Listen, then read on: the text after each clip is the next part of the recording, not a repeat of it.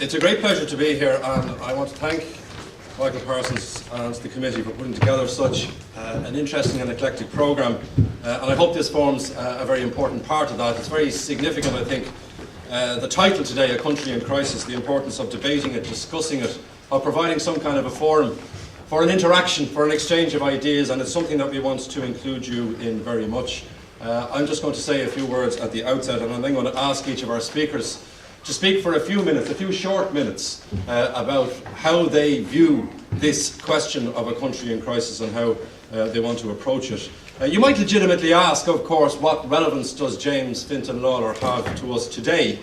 And we could contrive, I suppose, to simplify what was a complex life. We should be wary, of course, of linking the past and present and making parallels between the past and the present, Ireland of the 1840s and Ireland now, in a bogus way, in a way that is devoid of context and historical understanding.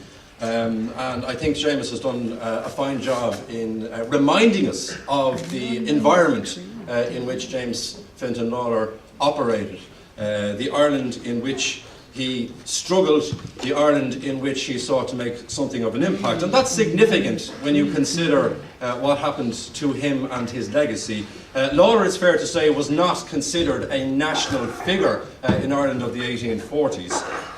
And he often failed to win support for his initiatives. His political progression, as we've heard, was not necessarily linear. He did have a brief flirtation with the Conservatives, as we have heard. He also fell out with many people, and he was difficult in that respect. And he certainly wasn't alone in that, in the complex politics of Ireland in the 1840s. He did find collaboration difficult, and one of the things you can see throughout his career is this desire to get involved in different projects and to collaborate with others around those projects. But after his death, of course, he was reinterpreted. And he was reinterpreted as a revolutionary socialist, as a champion of working class democracy, as an evangelist of Irish nationalism. And we've heard how people like David and Pearse and Connolly sought to use him and his legacy. But we still have to be reminded that the impact that he had on events in his life was relatively limited, which goes to the heart of what happened to his legacy and why it's significant. Many of his words, of course, resonated for subsequent generations, including those who were looking for new departures. And I think that's why some of his words still resonate so strongly, because we still have that feeling today of desiring, many of us, of desiring new departures. And many, looking at Ireland in crisis at various stages, sought to invoke the words, the memory, the ghost of James Fintan Lalor, because they wanted those new departures. And of course they could quote him, as Seamus did earlier, particularly in relation to his assertion that somewhere, somehow, and by somebody, a beginning must be made. And that, of course, is a very strong reaction to the crisis that he experienced during his lifetime and his country experienced during his lifetime. And you can see how that is still relevant in some respects. And in relation to why we are having this debate today under his name, under his banner, let me suggest a few other reasons. He was a man of ideas. He was somebody who had an acute concern for the poor, for the less well off, and for their welfare. He was somebody who believed in a programme that gave a central role to reform. Now, in his case, that reform was very much rooted in the idea of the land and attitudes to the land. But he also reacted to crisis. During his lifetime, of course, the great crisis of that period of history was the Irish famine, and insisted, coming out of that crisis, on the need for a new social order. Now, he also, and I think this is a significant point in relation to where we are now, he urged those who had power, who had wealth at that time in Ireland, to demonstrate an allegiance to Ireland, to demonstrate their patriotism by working to build a new order. And of course that was not going to happen in the short term during his lifetime, but it was significant in the long term. And he also wrote and articulated his case with a degree of passion, as we've seen in relation to, example, the Irish felon. Now, take a combination of all of those different elements and you might see why we are hosting this discussion under his name today. It seems to me that a lot of what Lalor was trying to do was link politics, economy and society. That they could not and should not have been seen as separate spheres. And that has a huge relevance to a country in crisis, I think it's fair to say.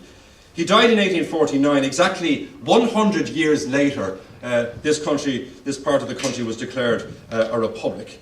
But has it been a republic in practice? One of the interesting reactions to the crisis we've experienced in recent years has been an interrogation of what constitutes a republic, what constitutes an Irish republic. And has it been a republic in practice? There are many reasons for arguing that it hasn't. What was achieved by the generation that brought independence to the 26 counties was certainly a degree of stability. And you can credit the founders of this state in the early 20th century with achieving that degree of stability, with maximising the notion of the sovereignty of the 26 counties, and articulating and implementing a foreign policy which was very much rooted in the idea that a small nation does have a right to act independently in European and world affairs. And they were positive things, you could argue. But those achievements came at a significant cost, and we have to think about what that price was. We have to think about the way in which this country was governed and administered, the excessive centralisation that was a part of the Irish culture for so long, and you could argue still is, a certain hostility to ideas around change, a hostility to the notion of the distribution of power. What was clung on to in the aftermath of the Civil War, for example, was an idea that the Irish needed strong centralised government because of the conflicts of earlier years. And that was to create significant problems. There was also the exalted status that the church had during that period, the way in which women were treated as second-class citizens, the censorship of so much, and ultimately underpinning so much of that a contempt for the idea of consultation with the citizens, which of course is supposed to be intrinsic to the idea of a republic. And let me just cite you an example of what I'm talking about from 1957. John V. Kelleher, who was a well-known Irish-American, wrote an article in 1957 that caused quite a stir in the journal Foreign Affairs. The title of the article was Ireland and Where She Stands. And what he suggested in the course of this article was that the hostility to intellectual and psychological freedom was doing untold damage in the Republic of Ireland at that time. And let me just give you an idea of what he was talking about. He said, the sad truth is that there has been no push at all in Irish politics since before the war, the Second World War. Instead of vocal discontent, there is silent emigration. And in what emigration leaves behind? Apathy below and smugness above. Now he talked about the silence. He talked about what had been achieved by a round-robin process of politicians, clergy, professional Gaels, pietists, and other comfortable bourgeoisie looking into each other's hearts and finding there, or pretending to find, the same tepid desires. And he also identified a paternalism that, in his words, required that the general public never be asked to register its opinion.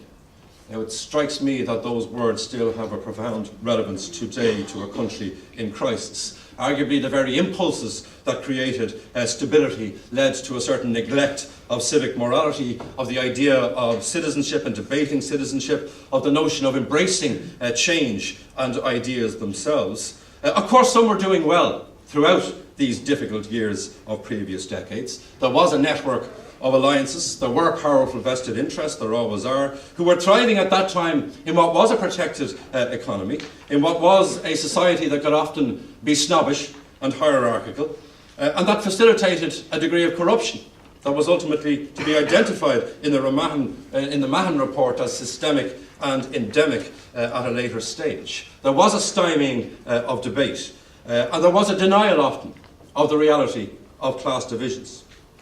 So we've got to think long term. As a historian, I'm wary, of course, of trying to identify the roots of the Irish crisis in the last couple of years. We have to take a much longer view, in my view. But when the crisis hit, I think it's fair to say that we suffered from lack of leadership. And you could say that we've still had no accountability. For all the talk of democratic revolutions and reform, there does not seem to be much of a genuine commitment. We have had ideas about tinkering around the edges. We have had soft targets being identified in a populist way. But I think it's still fair to say that the space is far too narrow for proper scrutiny and for consultation. And we have had deflections, and we have had abrogations of responsibility. One of the things that infuriated me, not just as a citizen but also as a historian, was the common use of the phrase at the outset of the crisis, "We are where we are." That would be a red flag to the historian bull, because we want to know, of course, why we are where we are. Another assertion which I found offensive and completely disingenuous was another one made by a senior Fianna Fáil minister, that we decided collectively as a people to have this property boom. That was a decision that we collectively took as a people. At least, though, we could begin as a result of this crisis to think about Irish decision-making, to think about perhaps the rottenness of our political culture, to think about the culpability of us, the voters, in deciding to vote for more of the same throughout these decades that I'm referring to. We've also had some interrogation of the economic model that was decided for us. But the challenge coming out of any crisis, whether it was in the 1840s or whether it is now, is to respond with some new vision, some new ideas. This is not about the economic managerialism that has dominated discourse in this country for far too long. It's really about trying to articulate some coherent vision of social solidarity. And I would add to that we are fast approaching the centenary of the event that led to Irish independence, or a limited independence, in 1922. And that gives us an added reason, I think, to interrogate the past and to think about this country in crisis. So 100 years almost after that, indeed 160 years after Lalor, let's debate this country in crisis.